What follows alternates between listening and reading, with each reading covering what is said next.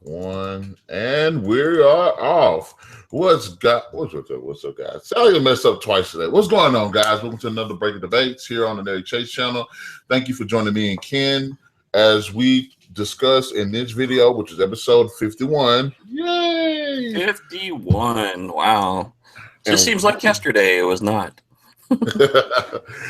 And we're going to be talking about the Fantastic Four film series, the things we do and don't like about it. But I would like to specify that we are going to kind of focus on more of the negatives. Why isn't it as successful as it could be? What they could do better? Is the casting the problem? We're just going to jump down into these things. And without further ado, I'm going to let Ken lead us off into the conversation. We're probably going to butcher these movies. I think we're going to end up butchering them. Not that I hate them or anything. Our story follows the Fantastic Four. If you go back into the Wayback Machine, it follows four characters primarily. Reed Richards, a.k.a. Mr. Fantastic. Susan Storm, his wife, also known as the Invisible Lady. Ben Grimm, the Thing. And Johnny Storm as the Human Torch, who are all in the original series exposed to, what do you call it, space radiation, I guess. Yeah, and it altered them and gave them their abilities. They're not per se mutants. They've just been giving powers through space. And that's where we come into our movies. We have these super smart people who are trying to save the world. And we get 1, 2, 3, 4 movies. 4 movies ever. And one of them was never even released. How's that? Did you know that? I know they had one in the 1990s. Yeah. But it was a pretty crappy looking one. Yeah, it was garbage. It was never even released. It was something about licensing. But our first movie we run into is the Fantastic Four, which I wasn't too unhappy with. It wasn't too bad, a little bit. But, we walk into Fantastic Four, came out 2005. It had, we reintroduced all the characters to you, how everybody got their ability. Chris Evans, of course, is Johnny Storm. He was great as Johnny Storm. Well, he's like one of the only people to play in 3 different series as 3 different characters in the Marvel Universe. I know he played as Captain America and... It's Captain America, Johnny Storm, and there was one other one he played. Oh, the Losers? Yes. Yeah. Okay, yeah. Yeah. I like that movie too, by the way. We should talk about that one. Yeah, that was a pretty good movie. I wasn't expecting that. Actually ended up being pretty good. But yeah, he's played 3 characters in the Marvel Universe and 3 different Marvel things, which was very interesting. But, of course, we have our bad guy, Victor Von Doom. One of my favorite bad guys, but one of the things I didn't like about the movie, he sucked. I like the guy who played him. Mahogany. Trying to think, because he always plays like a very charismatic. Yeah, he's just got that. He's like one of those bad guys. Like he just like cool. He like radiates cool. Yeah, Julian McCannon. Yeah, I know it's something like that. Yeah, he played in like several series, but he's always, any bad guy he's played, he's always, been really cool about it. And I really liked the fact, it was good that he was in there as Dr. Doom, but I don't like the execution of Dr. Doom in the series. Yeah. Physically looking like him, like the armor and things is what I was kind of expecting. Even if you modernized it a little bit, I was expecting a little bit more. The style of character was his, what I would expect from Von Doom, being an elite and all like that. But I just felt the execution was weak. I want Dr. Doom to be Dr. Doom. And for those who don't know Dr. Doom, he's basically a character who's kind of come out of tragedy / his own worst enemy, I guess. Yeah. Because he and Reed Richards went to school together. Reed was the more cautious. He was the, I want stuff now. He wasn't willing to take, he wanted the short road to get there fast. And he ended up getting injured in an experiment that Reed told him, don't do it. And he blew himself up anyway. and he blamed Reed Richards the whole time, and he ends up going back to Latavia, his country of origin, and he's smart. Doom's like one of the top 5 smart characters in the Marvel Universe. Top 6? No, he's top 5. Like top 5. Super smart. And so is Reed Richards. I mean, next to Iron Man and the Black Panther, I mean, they're some of the smartest characters in the Marvel Universe. And he ends up taking over his country. He's tragically struck because his mom has died, and he wants to try to do something about it. And this is where that tie into the Doctor Strange came in. We talked about last week. Yeah. He basically goes and tries to find a way to save his mom through mystical. He can't do it through science, so he finds a way to try to do it through mystical, and that's where he ends up getting his armor. He gets his face messed up even more, so that's why most of the time you see him with his armor on. It's always on, all the time. Very rarely do you ever see his face. Except for Secret Wars, which was a comic series many, many moons ago. But the whole movie in itself, it was cool to see the visuals. Human Torch was great. I loved Mike Chiklis as the Thing. I think the Thing was exactly what I was expecting. The voicing was what I was expecting. The personality is what I was expecting. The special effects and the costuming for him, perfect. It was actually pretty good. I mean, he was right on the money. Mr. Fantastic, I don't know. He was all right, but he did, like, anybody could have played that role. Yeah, I think,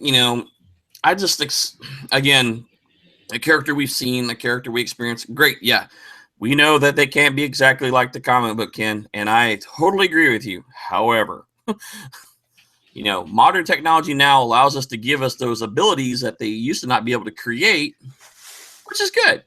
But I think the casting on the character, I wouldn't have never really expected him to be in there.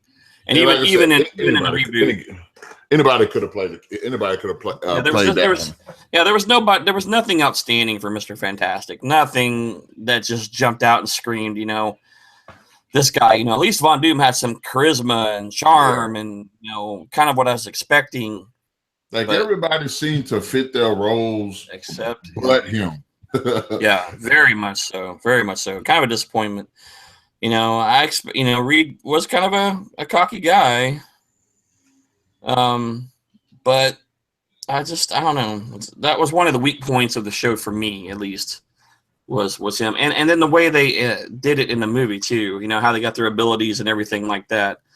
The same cosmic energy. That's the word I was looking for. Cosmic energy. I'll give this to both of the movies, the original and the reboot. When it came to how they got their powers, like the story of their origin story, I loved it.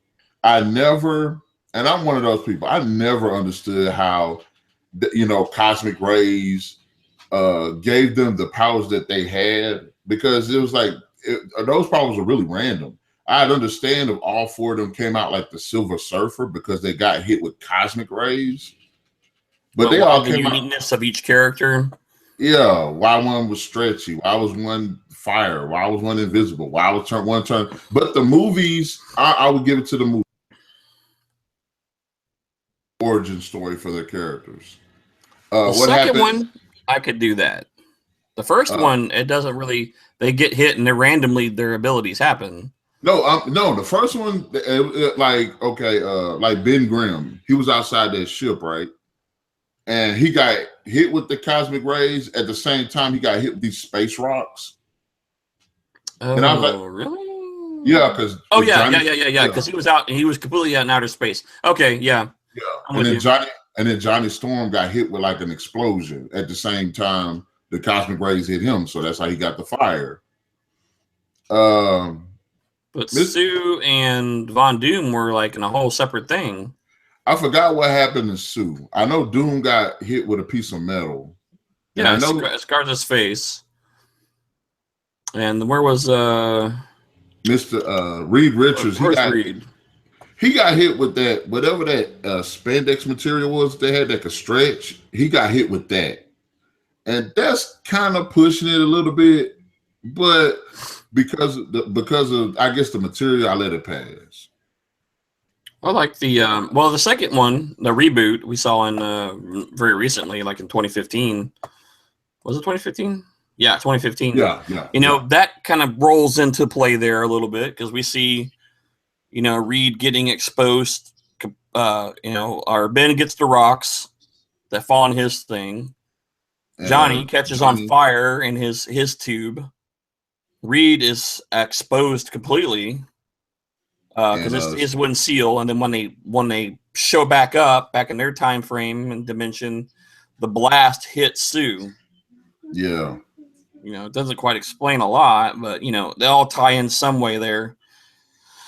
So, okay, all right, we'll work with that a little bit. I'll give it to them. They did a better job with the origin story than, to me at least, than in the comics. Well, yeah, because the comics is all basically Reed trying to push the envelope of science and, in space travel, and he and his bestest friends go on a rocket and get zapped and then land on Earth, and next thing you know, they have all their abilities. So, I will work with you on that one. I'll work with you on that one. Okay, I can deal with that. But still, story lackluster. Yes. Even with the Silver Surfer being thrown in there and trying to save the world from Galactus, and Galactus was another one I had a big problem with too. I just could not deal with Galactus being a space blob or whatever he was, a cloud, until they show his outline on Saturn. Yeah, he's coming by and you see the actual, what we comic book people will know Galactus to look like. You see the outline of Galactus's helmet, but for the most part, he's just a big storm. I think it is more of him being like a consciousness, not taking physical form. Because I'm with you on that. I wish. But he has the ship. That's the thing. When you see him in the Heralds, the Silver Surfer was his herald by choice to save his, or excuse me, not save his own planet, to save other planets. And that's how the Herald, that was his whole purpose, was to go around choosing planets that Galactus could consume to survive, but not really wipe out the whole galaxy per se. Yeah. And in this one, he comes to Earth, but in the comics, he sacrificed himself to become his herald in order to prevent other greater tragedies. Because there's been several other heralds, Silver Surfer being the one we know the most through the comics. Wasn't there a woman that was like made of fire or something like that? Yeah. There was actually, I think, three that I can recall in the series. Let's see, Galactus's heralds. Let's do it to it. Oh wow, there's actually been quite a bit more. Dang. Quite a bit more. Silver Surfer, Gabriel the Airwalker, Firelord, Destroyer, Terex the Tamer. Jeez. Some of them have been fired. Some of them have been, how we say, no longer in service. He's a big dude anyway, though. He's a monster.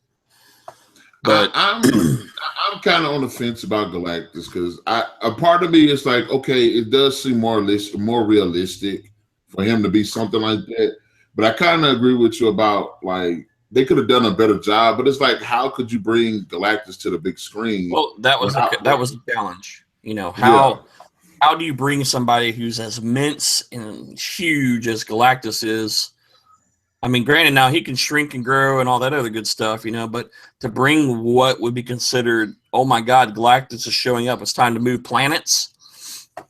How do you pull that off in the series economically? I guess was the key in this case. Even though we have some cool special effects, how do we do it? How do we bring him? And I can, okay, fine, we'll work with that. I'm having a lot of hard time because I do like the Fantastic Four. I've always liked the Fantastic Four.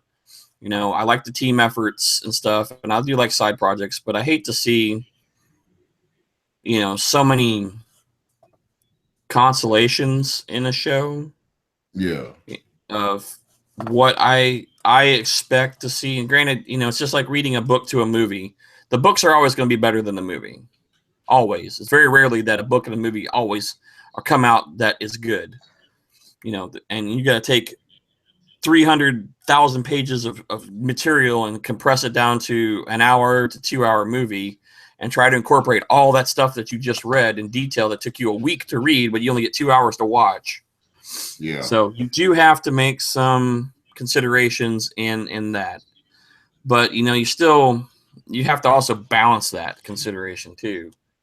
You know, we got some great visual effects. We got some pretty decent cast members. You know, we got to have a good story and, you know, a good director too, because I think they had a couple different directors, you know, rolling through this movie too. So I really have a visual in my mind, but I just don't think they quite made it. And then when we got into the reboot, and it just, to me, it even went worse. The reboot to me feels like an incomplete movie. There's so much missing out of that movie. And I couldn't, you know, a lot of people I don't usually like to listen to people and talk about movies unless I, know them very well enough that their taste and my taste are similar. Yeah. And so I may not go see the movie in the theater. I may, you know, watch it online, or I may watch it on a DVD rental or something like that. And a lot of people were like, dude, do not go see it. Don't even rent it. It's just bad. And I was like, oh, man, that's pretty bad. And then eventually, I think it was like almost a year later, and I just happened to be on one of the download sites, and it was there. And I watched it, and I was like, really? Oh, my God, what have they done? And I think like when I told you, I think last time you brought this up, I had issues with that Fantastic Four movie to some extent. There were some things that I did like about it. As far as Doom being an actual threat, okay, like that, I understood that. Sweet. Also, like I said, the origin story, how like the government and the military were. Yeah, use them as human weapon systems. Yeah, like how they were trained to develop their powers. I like that. Well, the chief research guy, you know, his kids were Johnny Storm and Sue Storm. Mm-hmm. You know, it was a son and daughter. You know, their dad basically was there, where we've never really seen that character. It was always, they were just there. You know, Sue was always married to Reed. Reed's brother-in-law was Johnny Storm. And then Reed's best friend was the Thing. You know, that's how it was. But it just, I don't know. I mean, Doom presented a pretty bad, I mean, you know, sucking into power and becoming, you know, a big monster machine. That was pretty cool. I don't like how he looked, per se, you know, physically looked. I wasn't grooving with that at all. But he was a good threat. But why he was a threat was kind of, I had a little heartburn with that too, because it wasn't even about, you know, power. I mean, it was like just getting rid of humanity to save the rest of the universe. It was a power trip. Yeah, it was like, what? I mean, you're not even in your own galaxy. I mean, come on, I don't even know where you're at, and you're like trying to ruin everything. Come on, get with the program. Yeah, it's like go back to where you were. He did go back to where he was, but it was like, you know, like, I'm gonna destroy. Yeah, it's like you're destroying humanity, but you're not even going to be here. Yeah. So what's the point? Yeah, stop being a wuss, man. Get over here and start doing some fighting or something.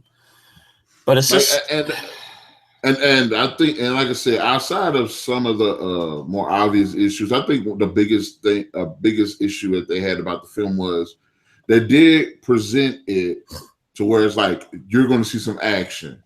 You don't see no action. Like the only time you see action is at the end of the movie. Exactly. The last like 15 minutes of the movie. Yeah. If that. I think my favorite part of the movie, which I think it did a great job of kind of showing a different tone, was the part where Doom is in a facility. He breaks out and he's just mowing everybody. And he's smoking them as he just walks by him, and he's just like mopping the floor. He don't even have to touch him. He's just like smoking them. And I'm like, they gave it a very hard thing to feel to it. I was like, Doom is kind of cool at this point right now. He looks like crap, but he looks pretty cool. He's doing it in right now. Yeah, he's mowing him. He's doing his thing. And actually, I could even work with that. And it's honest, you know, there was a lot missing from the movie. Like I noticed there wasn't any development among the characters. Most of the time, the characters were separated. Yeah, and they were on their thing. You had more of a dad son problem in the reboot between Johnny Storm and his dad. Sue was trying to protect her brother. She started falling for Reed. And there just wasn't so much of a bonding. At least the first movie, they got along. Yeah. Like even though Doom poisoned, the Reed and Ben Grimm thing, and Von Doom tricked him into not being the Thing anymore because that was the only person who could actually hurt him. Because no one else could touch him. Which I honestly wish they didn't put that in that movie, because you get in the machine, a cosmic rays taken out or whatever, and then you all of a sudden all the way human again. No, and then he goes back and gets it back. So it's like, and then and it's like, okay, if you could do that, then why be Ben Grimm like that? That means you could just, whatever something jumped off, just go back in the machine, become rock. When you get done, become human again. Exactly. So the whole thing was originally it was a tragedy. He couldn't do it. He had no ability to go back. That's at least all the other people look normal, and he looks like a big orange rock. Yeah. And he's pretty much impervious to most anything anyway. So it's just like, for Doom, he just wanted to get rid of anybody that could stop him, which was Ben Grimm. And, Ben Grimm's own story was, he was kind of a loner and was friends with Reed, but then he gets his, he doesn't feel comfortable being the Thing anymore. He's just an outcast. So it's just like, you have all these little side stories going on. And then even in the reboot, like I say, in the reboot, they weren't really even together at all until the very end, when they kind of overdid themselves to work as a team. Figured out we can't do anything without working with a team. Yeah, which I actually liked it. I like that. I like the coordination that they had. I think that's the best. I mean, it wasn't long, it wasn't extended, but that's the best that you've seen them coordinate like that within the movies. Yes. Yeah, they weren't like that in the first two movies, and they got their stuff together. Well, no, at the end of the end of the second one, with the Silver Surfer, they did. I mean, all they pretty much did. But I mean, it was like just a very brief moment. I mean, and this one was like the whole last 15 minutes of the movie after you'd already been dealing with everybody in their own problems, and dad and son problems, and brother and dad problems, and everybody's got their own thing going until the very end, where they finally realized that it wasn't. We can throw all that to the side and focus on one thing. Yeah. We can all get together on that. But I don't feel the attraction. With X-Men, we talked earlier, I'm in it. I could dive into the story and I can get into it. But with all the three movies that have been released, I had just really never been able to. The stories haven't been compelling. I just haven't jumped into it. They're the stories are interesting, and this is what I think they should have done. They should have probably, and maybe this is just rushing everything into one movie. They should have brought the Silver Surfer in the first movie. Because if you think about it, that cosmic storm came from somewhere. It would have been nice to see the cosmic storm appear because of the Silver Surfer. Yeah. They would have got their powers. That would have been a way for them to get their powers. Tie into it, sure. Yeah, so basically, if they'd have just fused the first and the second movie together, that probably wouldn't have been a better Fantastic Four movie. Sure, you could say it could be a bit rushed, but I think that would have been a far more interesting story. That way, you got the two bad guys. They had to deal with the Silver Surfer. They had to deal with Doom, and they had to deal with the little internal fighting that they had to deal with. Because as great as Doom was, he wasn't really a compelling bad guy like that. Yeah, he had the charisma, but he just didn't come in with the ooh la la factor. And I honestly didn't mind him becoming metal and with the electricity. I thought that was an interesting twist. It's different, and I think you said it before. They couldn't have introduced a magical element into that, because the movie was set up as like science, and then the magic would just the whole movie was really based. I mean, the Doom thing would be like a separate. I don't want to say a separate movie, but it wouldn't be a focus on the Fantastic Four movie. It'd be a more Doom oriented movie with actually who it would tie into best would be Doctor Strange, because that's exactly how it ties in the comics too.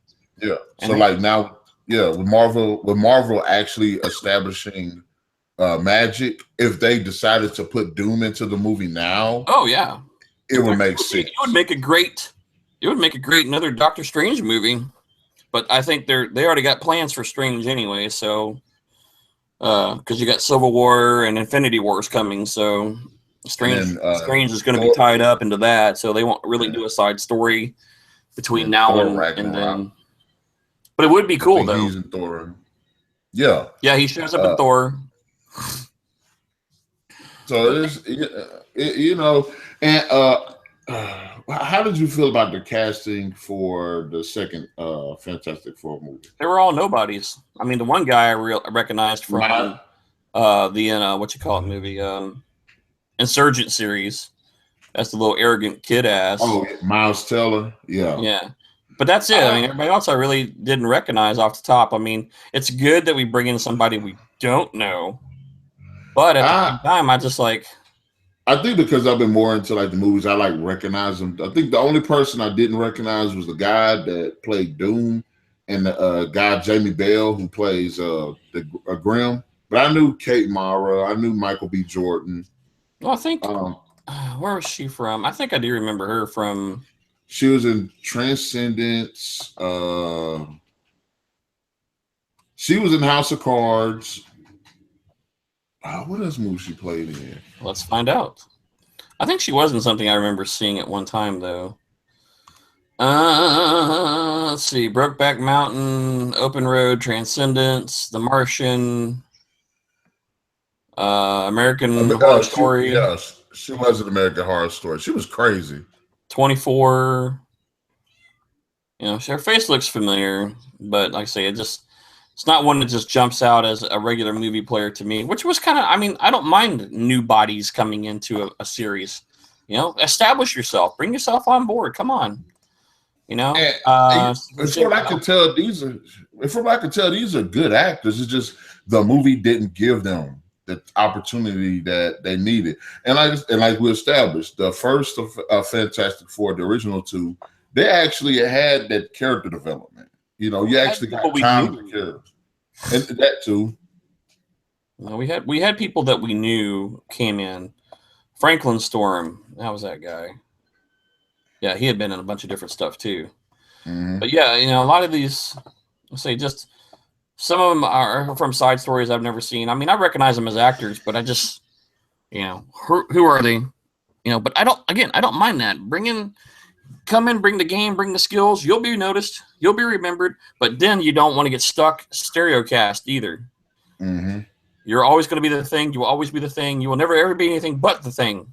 Yeah. You know, you don't want that to happen to you.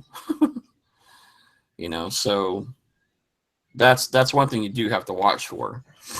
But, you know, hey, bring it on. Bring new people. I don't mind.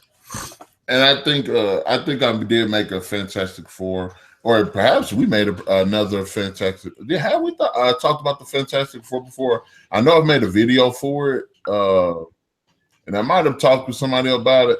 But let us know what you would like to see or what you think will make a great Fantastic Four movie.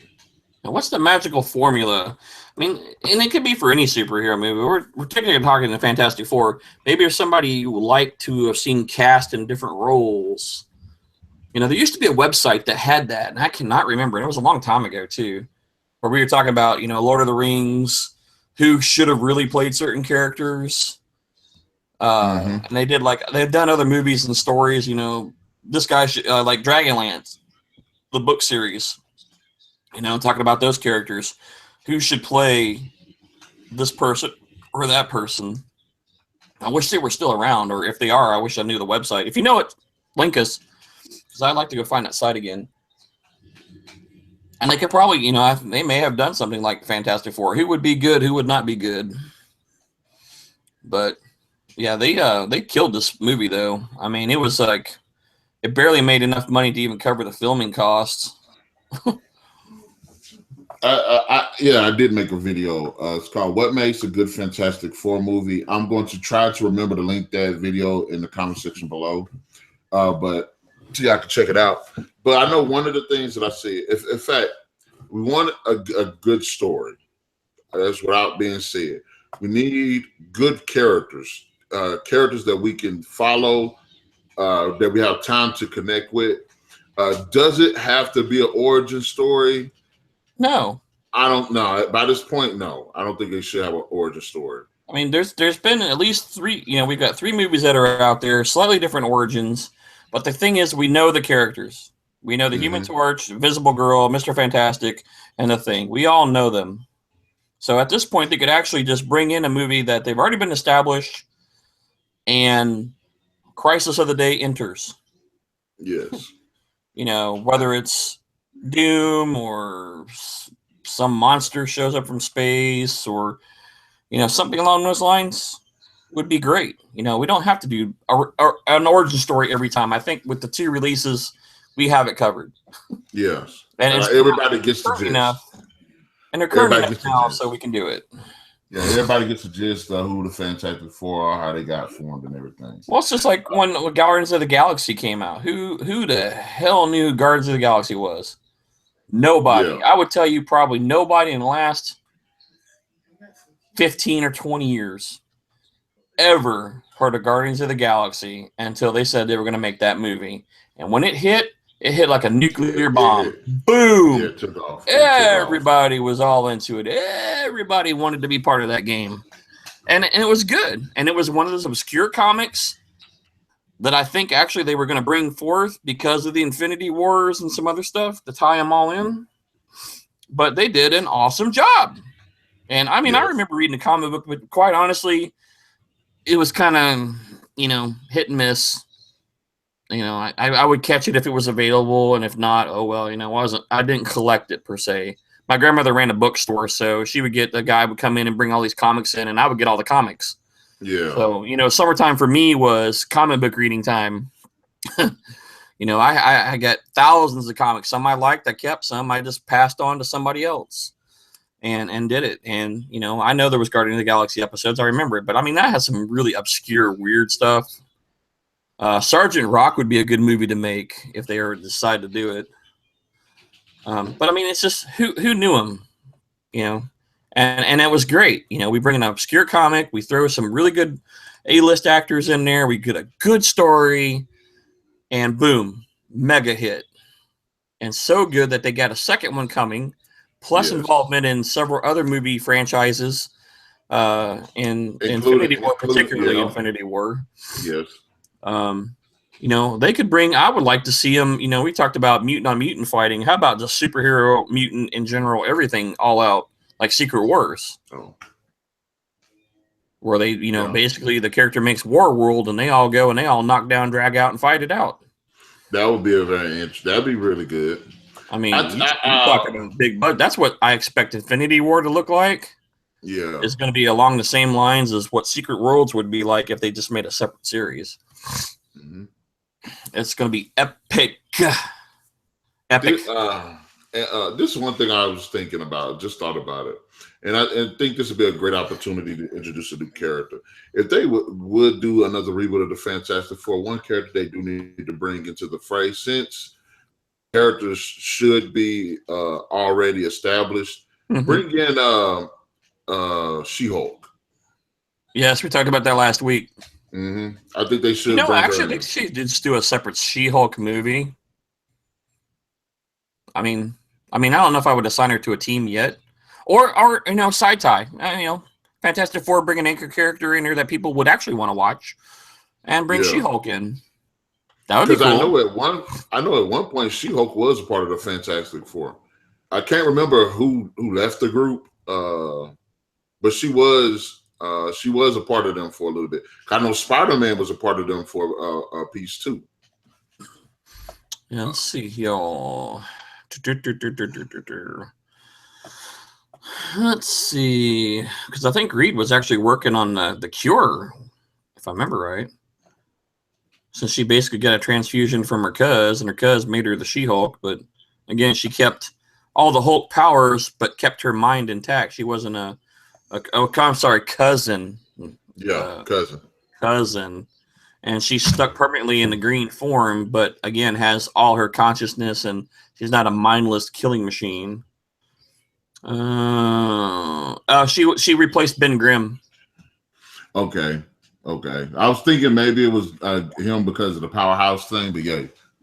Yeah, she here it says she came in on Sting's replacement when he lost his powers and he became normal Ben Grimm. She joined the Fantastic Four and helped them fight Mole Man and Giganto. And then eventually Ben Grimm became that and she left. So there we go. Now we know the story. But that would be cool. I would actually like to see that. She's always been one of those just kind of, it's kind of like they're bringing Captain Marvel into the series. And, there's hardly any mention of that anywhere. And, and even in the regular series, when they're bringing her in. So, or Miss Marvel, sorry, not Captain Marvel. But they're bringing her in. So, I mean, why not? Bring somebody that's obscure. It'd be very cool. Could even go into where she becomes the She-Hulk. But they got to have a good actor or actress to fill that bill, though. Yeah, I'm gonna definitely go back and do a video of who I think should possibly play She-Hulk. Because it's gonna, me personally, just throw it out there right now. I wouldn't mind Charlize Theron playing a character. That's just me. She'd have to get pretty bulky. Yeah, she got a little bulky. She'd be straight. And see, there's been very, very many images of She-Hulk over the years too, from downright monstery to very sultry and seductive. So you have to play into that. Which one do you want? They could probably, well, if China were still alive, they'd probably make her be the She-Hulk. Yeah. Physically, I mean, the physical size of her, but personality-wise, because I think she was a lawyer, if I remember correctly. Yeah, I think she was a lawyer, and I think her character will be a long time coming. Do you think do you think Mole Man is a good opponent for them to take on? Well, they brought Mole Man in, and when she came on board, so I mean, really, we could actually run with that storyline and make it reality. Yeah. I don't know. There's probably other people they could bring in there. I don't know if Mole Man would be a key story, but since we have seen it in the past, I mean, he looks like a cool character. So I don't know. I mean, it would be something different. Again, another obscure character. Let's throw one in there. Sure, why not Mole Man? Why not? Well, somebody that could be cool though. What about like the Super Skrull? Yeah, you could, but you don't want to bring in somebody that's like Trash Can Man as a lead villain, or somebody that's so obscure that was just kind of like here and there, or even the Skrulls, or who's the other one that was floating around out there for a while? I know they got a Super Skrull. There's the, I'm trying to think who it is. Oh, well, see, but that's kind of tie into with another, other things that are going on in the Marvel universe. So I mean, ain't the Secret Wars, wasn't that when they were fighting the Skrulls? No, Secret Wars is when the Beyonder came, basically like a godlike character who didn't understand humanity. And he showed up and basically took all the world's heroes and all the world's villains and put them on a planet with all the technology that it can handle. And they basically had to battle each other. And which one was the one where the Skrulls kind of infiltrated the Avengers? Hang on. Skrull War? I'm not sure. Which one? I could see it in my head, and I'm just trying to find it real quick. Thanks to the power of the internet. But well, Skrulls would be cool in general because they're also one that shows up a lot in the Fantastic Four anyway. Yeah, I think that'd be an actual credible threat for them, and a pretty interesting adversary to go against for like a first movie. Even the Brood would be interesting, but then everybody would like, oh, well, that's too close to the alien theory themes. Because the Brood were pretty wicked-looking characters too.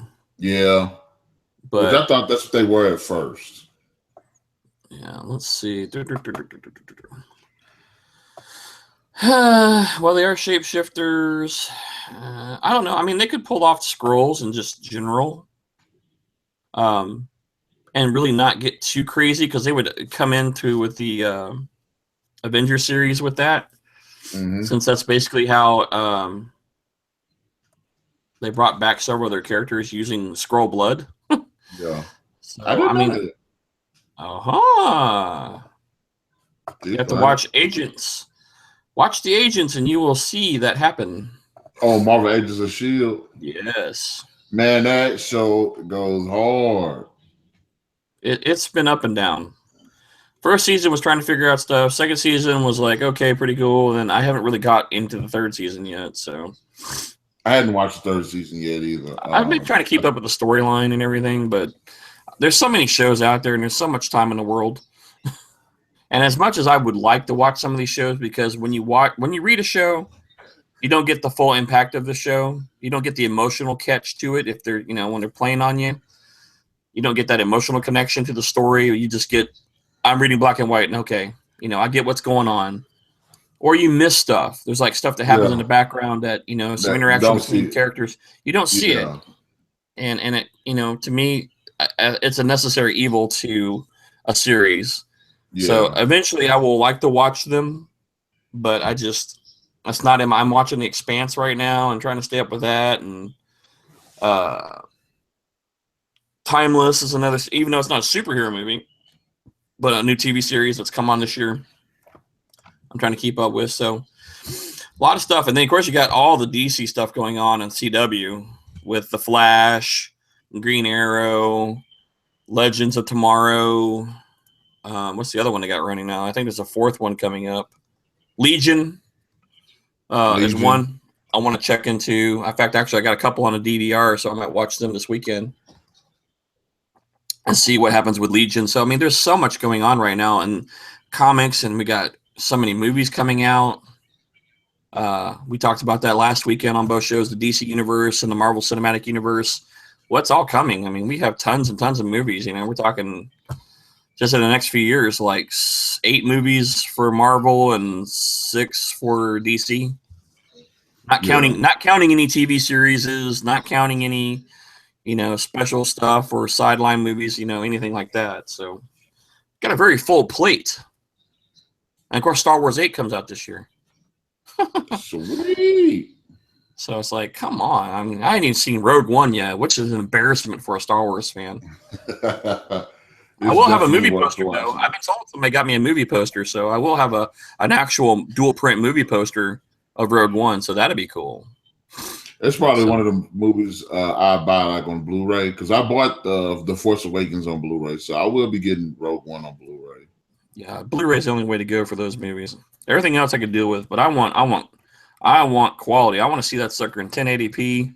I want to see every little detail. And I will most likely have a Blu-ray copy when it comes out. I think Rogue One's release dates for DVD is April? I wouldn't be surprised. I think it was still in the movies. I know I just saw something for it. March 24th. Not too far from now. Okay. Not too far. I would still like to see it on Cinemax screen if it's still available. And I think the Grand is still playing it like 2 times a day now. So maybe I'll get there maybe I can go see it. But if not, well, April or March 24th, I'll see it. So thus life goes on, and our time is almost up for this hour. All right. Our darn close. I mean, that's 5 after, so we got about 3 more minutes. Is there anything else you want to mention about Fantastic Four movies or what you would like to see? I think we covered a lot. I mean, I don't mind if we get new actors or fresh blood in there, but let's get a good storyline. Let's get some good visual effects. Let's get a story that makes me want to watch it. Bring something to the table that maybe an obscure story, like we were just talking about Mole Man, She-Hulk, and the but the Fantastic Four getting together, combining the team. Have something happen to Ben Grimm. That'd be a great storyline. Get rid of their powerhouse, bring him back, and then they settle the score and everything's cool. There's so many stories. I mean, you're talking 40 plus years of stories. I'm sure there's some that can come out that may be an obscure story that would be great for today with the visual effects ability, with the plethora of actors that we have, with the talented directors. I think what sucks, though, is all the people right now attached to all the Marvel movies or the DC movies or superhero movies in general are all occupied for like the next 5 years. So it's going to have to be somebody that steps up to the plate, that brings their A game, and really brings us a movie that will knock us off our socks. And I don't see a Fantastic Four movie coming out anytime, although there's been rumors about it, but I just don't see it happening with all the releases that we're seeing right now. And maybe 4 or 5 years before. I mean, it took forever for the last ones to come. I mean, heck, it was 2005, and then it was like 2015, till 10 years to bring it out. So, but bring a good, I mean, with any movie, good story, good characters, good balance of visual and practical effects. I mean, we'll keep the audiences going, but bring back some of the old stories. I mean, just because it's old doesn't mean it's bad. Bring out something that's cool. I mean, heck, look, Guardians of the Galaxy. Let's just hit on that one real quick. Guardians of the Galaxy, obscure comic people, not even obscure group of people, obscure comics in general. And they're like, number 2 of the Marvel moneymakers. Everybody's all about that movie. And Guardians of the Galaxy 2 is going to be a huge movie. Bring back a good old story from the Fantastic Four archives, and let's see what happens. And another thing I should note that we didn't bring up is let the director direct the movie. Hollywood, whoever it is, leave that man alone. Stop messing with him. Jesus, stop touching these people. Stop corrupting the stories. I mean, if it's great to have somebody who's fanatic about the story or the characters, and let them go. I mean, if it's a budget constraint, it's one thing. But if you're taking from the story and sacrificing it, don't do it. Let them bring it to life. Don't keep changing the movie 15 million times and then over budget it, and then you have to put out some crap movie that you didn't want it in the first place. And that's happened to that's happened to a few movies as of the last 5 years, easily. And don't mention the Spider-Man reboots. Jesus, that is killing me. Which, ironically enough, that's what we're going to be talking about next week: the Spider-Man film series. We're going to have a long talk next week. We're definitely going to have a long talk about Spider-Man next week. Well, guys, we have come up to our 45-minute mark, which I think we actually extended it a little bit longer, but that's okay. We got a great conversation in. We talked about the Fantastic Four, what we like, what we did like, what we like to see. And, join us again around the same time next week for our Spider-Man film series review. And we'll think of something else to bring for the second part, if not extend that conversation about Spider-Man. We're probably going to extend it to that second hour. Yeah, I have a really good feeling about that because we've had so many of them with so many cast changes and so many story changes that we'll probably end up going probably a full 2 times next week. All right. You never know. Don't forget to like and subscribe and share us. If you got my Facebook or any of that stuff, you'll see it on there. We'll be up there. Narik Chase, like, subscribe, add. If you want to be on the show, let us know. You got a comment about the show? Let us know. You don't like it? Still like us anyway and leave some favorable comments. Be constructive. I like the words constructive, not destructive. If you just say you guys suck, well, why do we suck? So we can fix it to make it better for you and everybody else to listen to and enjoy. And it's just us two talking. I mean, we got a lot of experience, but there's so many more people out on the internet. So come on, like, subscribe, and share us with everybody on Narik Chase's channel. Do it to it, people. I think intros and outros. It's gonna be a wrap for us. All right, then, people. Narik Chase and Ken Phillips, we are signing out.